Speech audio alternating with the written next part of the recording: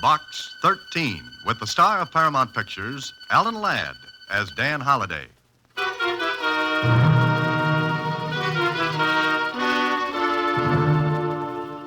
Box 13, care of Star Times. Your advertisement in the paper has intrigued me. Naturally, I wonder whether you are serious or insane. Either way, I think I should like to meet you and perhaps offer a proposition which may intrigue you. Incidentally, there is $100,000 concerned. Does that get your interest? If it does, I shall expect you at dinner tomorrow night.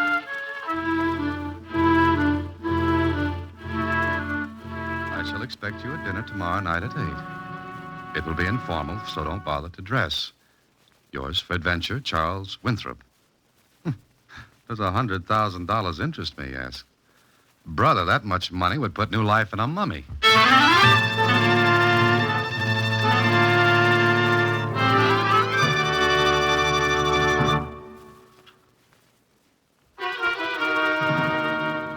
And now, back to Box 13 and Dan Holliday's newest adventure, The Better Man.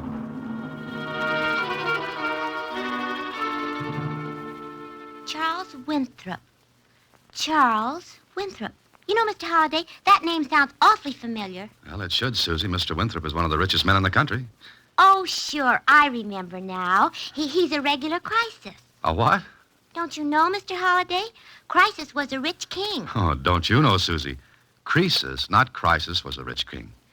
Oh, someday I'll pronounce something right. You do, and you'll lose your job. Okay, Susie, it's dinner tonight with Charles Winthrop to see what's on that mind of his.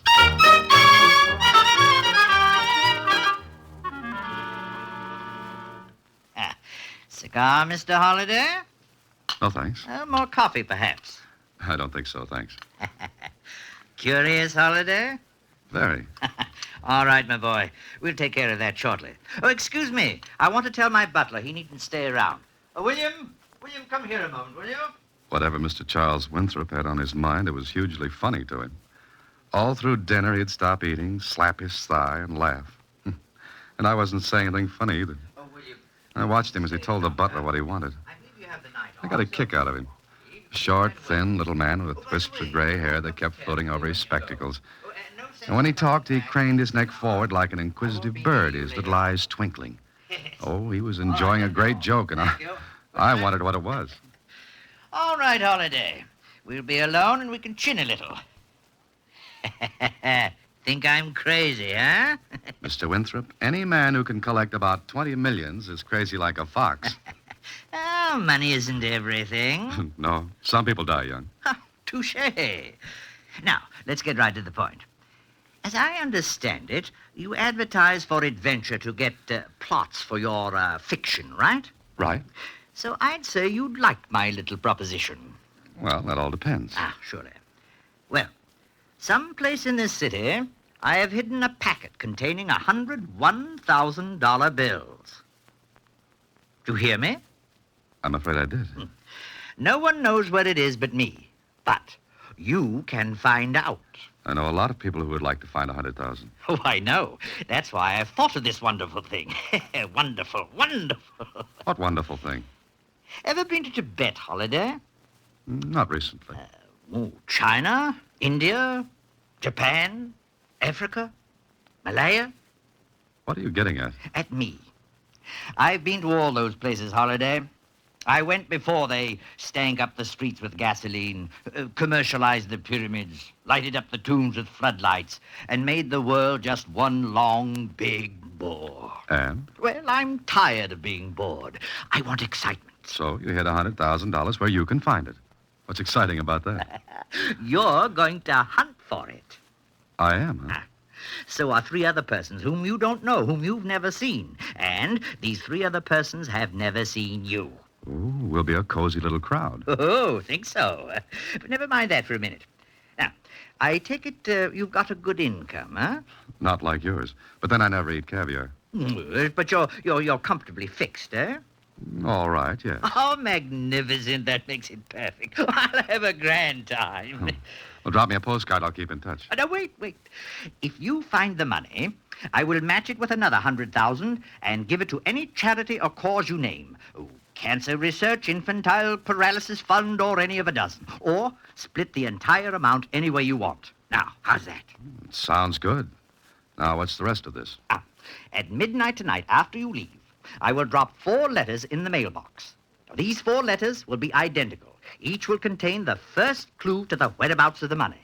The first clue will lead to the next, and to the next. And so on until the money is found. Is that it? Exactly.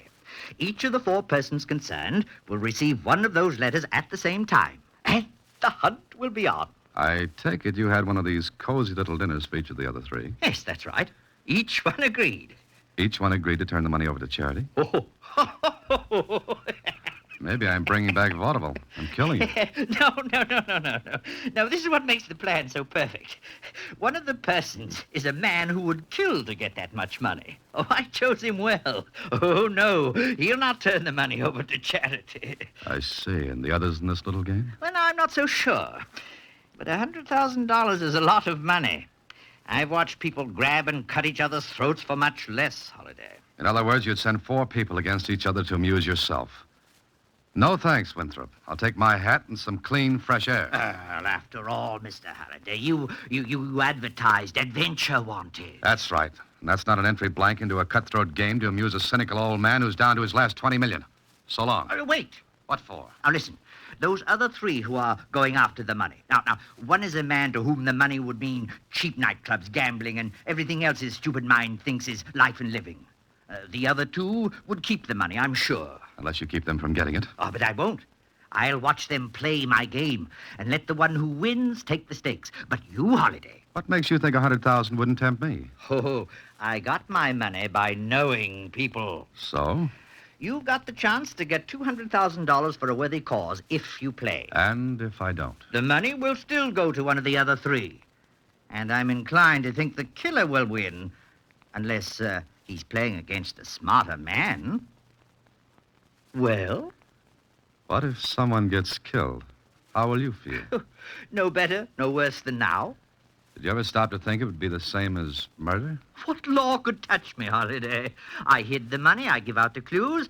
If someone gets killed, the money is the murderer, not me. I see. Of course, if you refuse, you can always think of how much good the money could have done. Why, you... I'll send out the letters at midnight, Holiday, 4 of them. You'll get yours in the morning. So you have all night to make up your mind whether the money is squandered by a cheap, stupid fool or helps some of humanity. I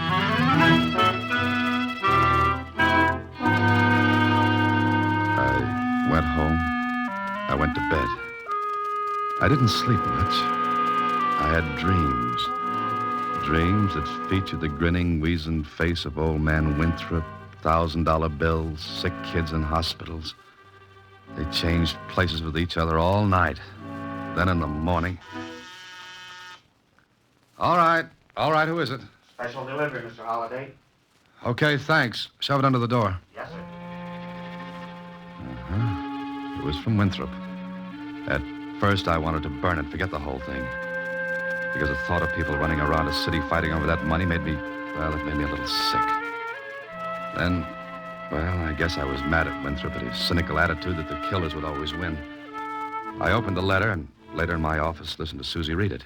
High swings the hunter, his dog's eye bright. Where science is king, the clue will be right.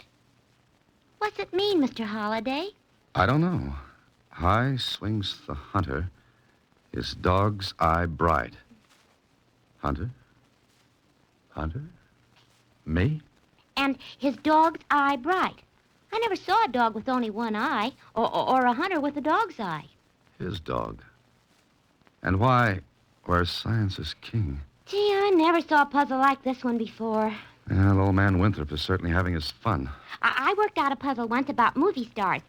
The names were all jumbled, see? And Susie. Hmm? Susie, say that again.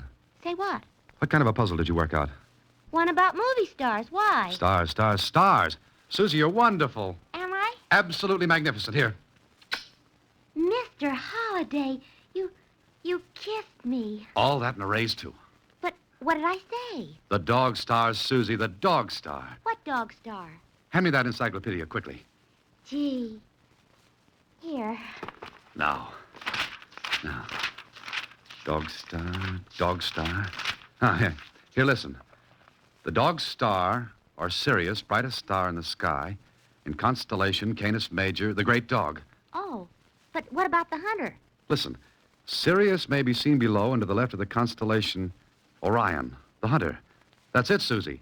High swings the hunter, his dog's eye bright. Uh-huh, but what about the next line? Where science is king, the clue will be right. I don't know, but it's got to have something to do with Orion the hunter. Listen, Susie, I'm going to find out a few things. I'll be at the Star Times for the next half hour. Okay, I'll say one thing for Winthrop. He made the game fun to play. That is, if keeping one step ahead of a killer was any fun. Anyway, at the Star Times, I talked with the science editor. Say, what the devil are you up to, Dan? Hey, look, Lou, give me some help, will you? If I can, sure. What's your problem? Read this. What is all this? Never mind now. I'll explain later.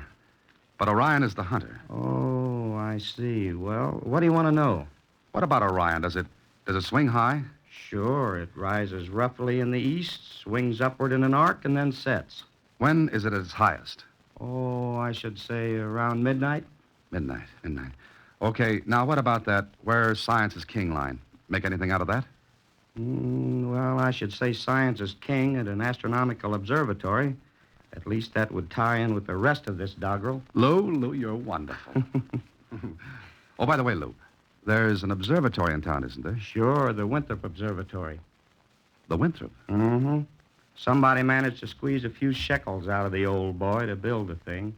He insisted it carry his name. So it all fits. Okay, Lou, tonight I'm going to be a stargazer.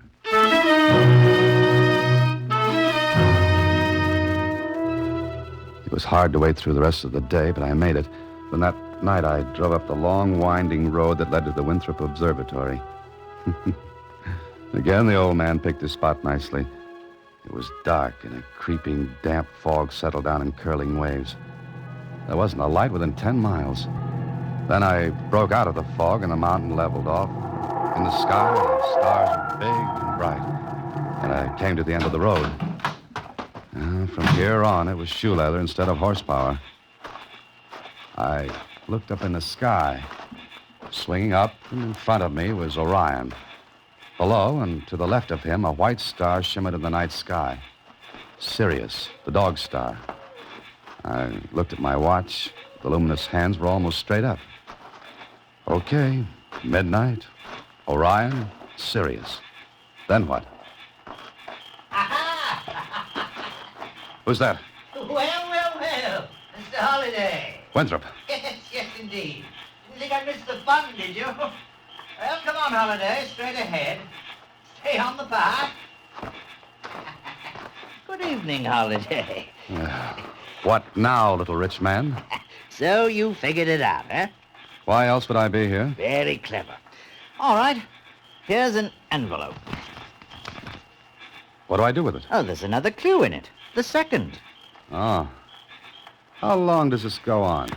I'm having such a wonderful time, I'd like it to go on forever. But I'll play the game fairly. One more after this, and that's all. I see. You're really making this great for yourself, aren't you? You'll be at each stop, I suppose. Oh, yes. And I wonder how many clues I'll have to give out.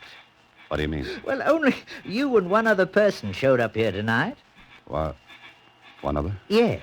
And guess who it was? Do I have to guess? Oh, I'll tell you. The only person besides yourself was the gentleman who would play rough, very rough. I'm afraid, Holliday, that from now on, you'd better watch yourself.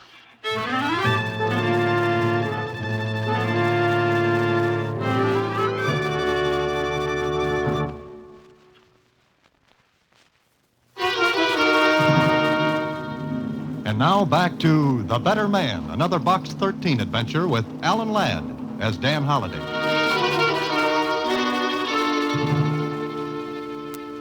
It was like playing tag with a ghost or fighting a mist. I don't know why I kept at it, except by this time I would have crawled across the Sahara Desert in an overcoat to get that money from Winthrop.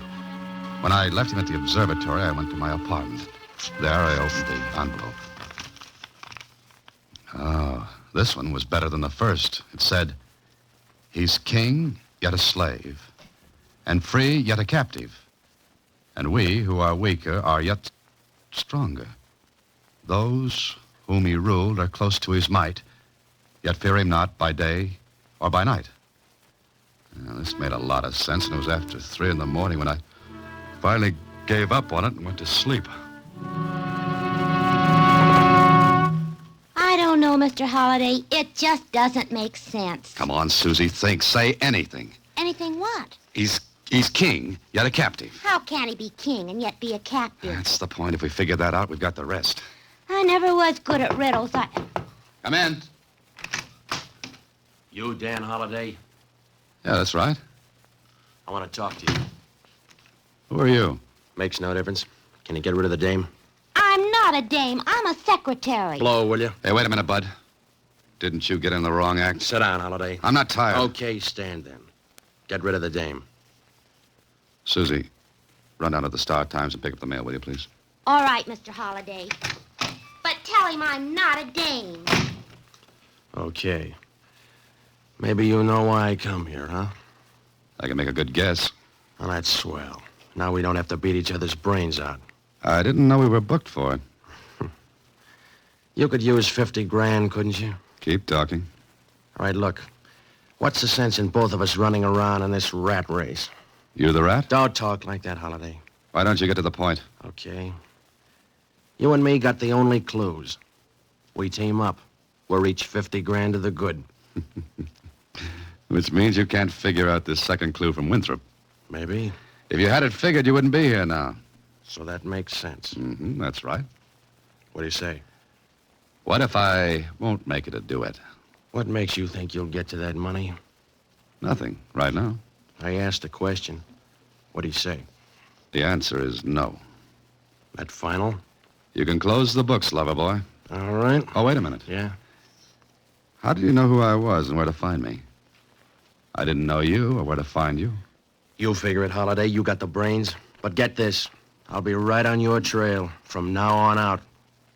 If you change your mind about that split, put an ad in the agony column of the papers. I'll see it. So long.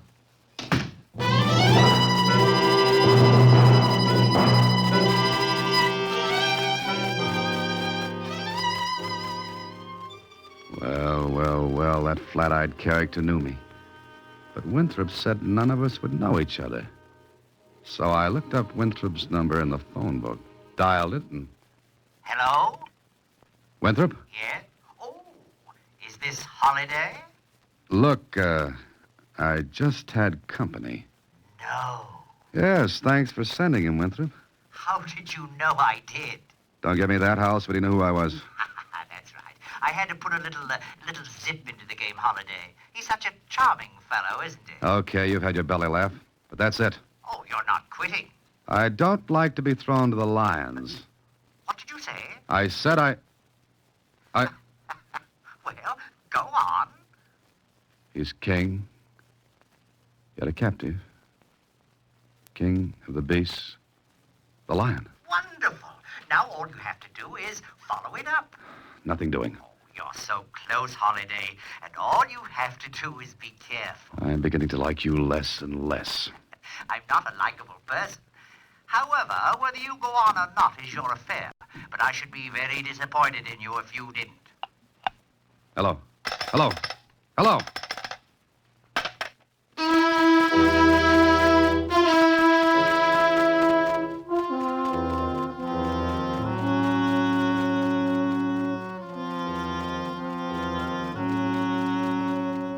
Well, I had the choice, and I was itching to get even with Winthrop. Somehow I was beginning to suspect he had no intention of letting go of $100,000, and that made up my mind for me. I figured out the rest of his little note, and the only place I could see a lion free, yet captive, was at a zoo. So it was to the zoo I went. The park was crowded, kids, grown-ups, all milling around. Then I came to the lion pits, those semi-natural habitats without bars. I drifted close with the rest of the crowd, leaned over the iron railing that ran along the edge of the moat, and then... Hang on, give me your hand, quick. Pull me up, will you? Hang on. Hey, mister, what was you trying to do? I didn't try it.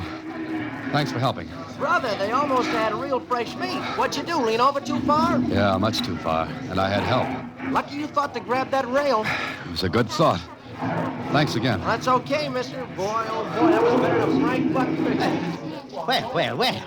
Did you have a little trouble, Holiday? Winthrop. Pretty close, wasn't it? Did someone shove you? You guess, Winthrop. Dear, what some people will do for money.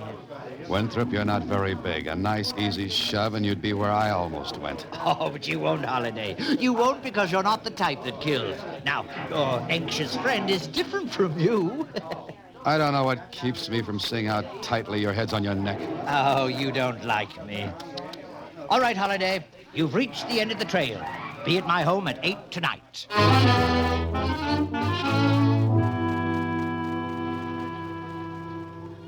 It was 8 o'clock when I walked up the steps in front of the Winthrop home. There were little chills chasing each other on bicycles up and down my spine. But I rang the bell. Oh, good evening, Holiday. Come in. What have you got lined up for tonight? Come this way. In here. Sit down, Holiday. Thanks. I suppose you'd call all this quite fantastic, wouldn't you? You're insane. Oh, well, aren't we all? I'm just able to indulge my whims. Most people aren't. Well, I suppose you want the money, huh? You're not kidding anybody, Winthrop. There isn't a penny hidden anywhere. Oh, yes, there is. But the game is not quite over. What do you mean? You may come in now. I believe you two know each other? Yeah, sure. Thanks for almost making me Daniel in the lion's den. Think nothing of it. What is this, Winthrop? Now, patience, Holiday. I have a proposition. The best part of the game. Here is $100,000 in cash. Now, you two can decide what to do about it. You can divide it equally, or may the better man take it all. I looked at Winthrop. He was grinning. I looked at the other man. He wasn't grinning. He was eyeing that package of money. Then he looked at me, and it was easy to see what was on his mind. And Winthrop saw it, too, because he leaned forward. 100,000 is much better than 50, isn't it? Yeah, it is. As you see, I am armed. You two are not. Suppose we decide to split. That decision will have to be unanimous with both of you. I ain't splitting it. Good! I thought I'd chosen well in you. Well, Holiday? What if I just decide to leave? You won't, because I won't let you. I want my fun, Holiday. Don't spoil it. He looked at me with his little black eyes, and he kept that gun pointed out at me, too. I can shoot you now, and your friend here will be a witness that you attacked me. A $100,000 witness. Well? Let's get it over with. Exactly. There are no windows in this room, no servants in the house, and only one door. The money's on the desk. It will be merely a fight over money if the police come into it. When you've had your little argument, the one who's left can knock on this door, and I'll come and unlock it. Good hunting, gentlemen. This was it. The man left with me got up off his chair, walked slowly toward me. I thought maybe I could reason with him. But what argument can you use on a killer?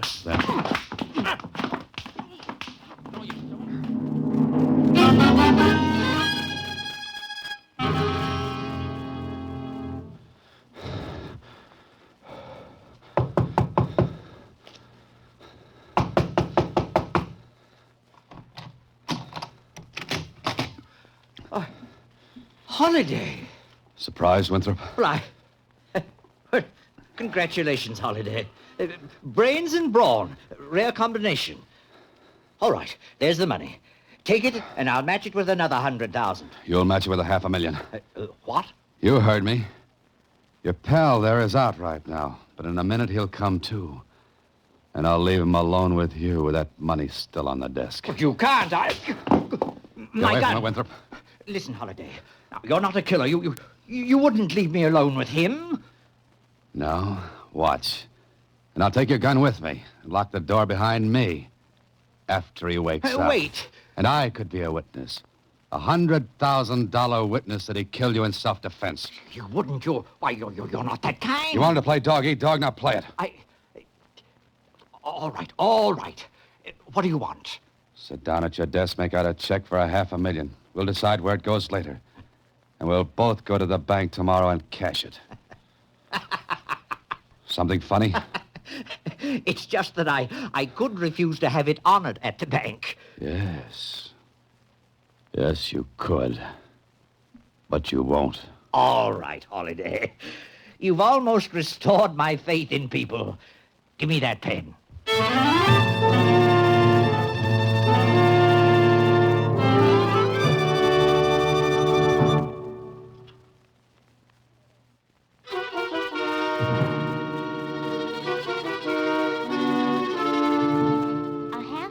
$500,000 to charity and medical research. Look, he gets his picture in the paper. Uh-huh. But you did all the work. I'll tell you something, Susie. What, Mr. Holliday? I got even with the man who called you a dame. Satisfied now? Well, I don't know. He was kind of cute at that. Oh, no. Good night, Susie.